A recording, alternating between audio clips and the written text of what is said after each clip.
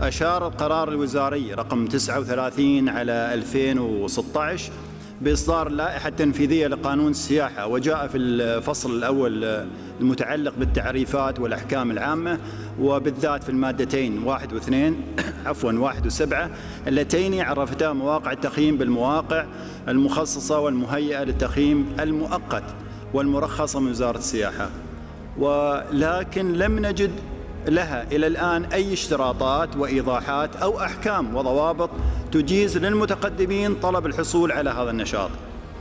ونحن الآن في العام 2019، يعني أي تقريبا مضى عليها 3 سنوات، وكما تعلمون معاليكم بأن فصل الشتاء هو الوقت الوحيد الذي يجد فيه الناس الوقت المناسب للتخييم في الرمال الذهبية الناعمة التي تمتاز بها معظم محافظات السلطنة ومنها محافظة البريمي. ولكن للأسف الشديد حتى الآن لم يتم الاستفادة من هذا النشاط ويكاد يكون معطلا. لذا نطالب معاليكم تكرما بالإسراع في وضع الاشتراطات اللازمة له.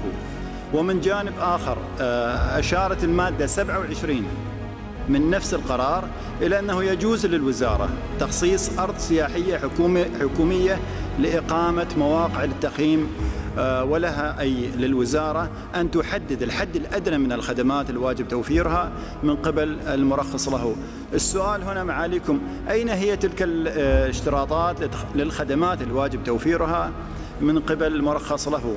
حقيقة لم نجدها، لا توجد، وربما يعني هذا هو السبب في عدم الترخيص لأي مخيم سياحي مؤقت إلى الآن.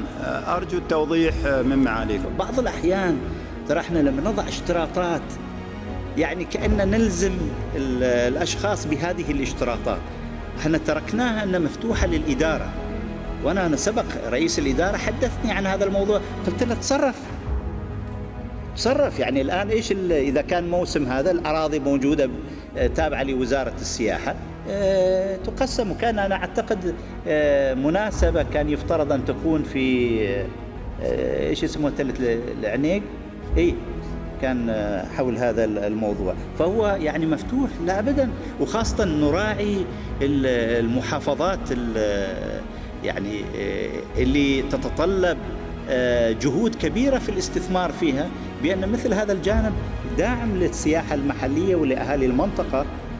وما شاء الله لديكم يعني من الرمال والمناطق اللي موجودة، وأنا حضرت مناسبات عدة في هذه المنطقة، عندكم يعني بجواركم حظى، يعني السنينة، رمال من أجمل الرمال. وتحدثنا حتى أتذكر مع سعادة الأخ سلطان العبري حول بعض هذه المواقع وتحديد أراضي يعني للمخيمات مستقبلا.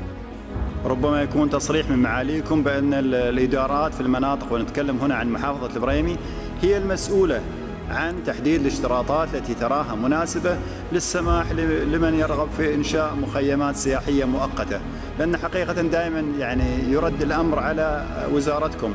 فهذا تصريح جيد ممكن نناقش فيه الأخوة في الإدارة في البريمي.